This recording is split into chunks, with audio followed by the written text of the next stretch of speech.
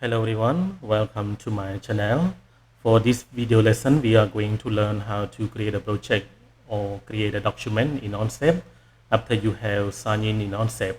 So this is the first screen of Onshape after we have signed in.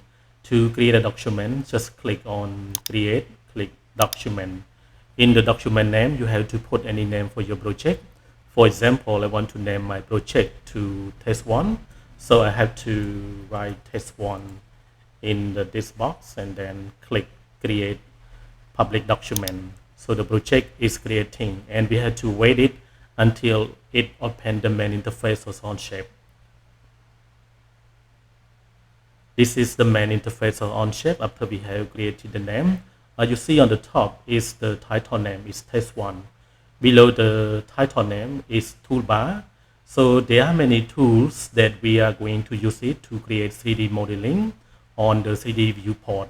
The big screen in front of us is 3D viewport. So there are 3 planes on it. The first one is front and the second one is right and the third one is top. We used to create the sketch and the 3D object on it. On the right side of the viewport, we call it view extrude. We use it to navigate the 3D viewport. On the left side, it's called part 3. We use it to record all the process that we are going to do anything on the 3D viewport or on the plans. Below the viewport, we call studio. So there are 2 studios. The first one is part studio. We use it to create a part of the object.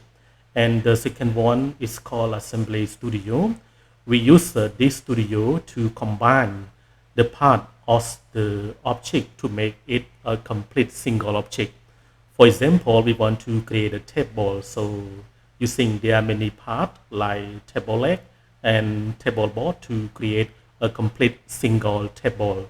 So we use this studio to combine it. So now thank you for watching my video and don't forget to click subscribe if you want to get more video about Onshape lesson.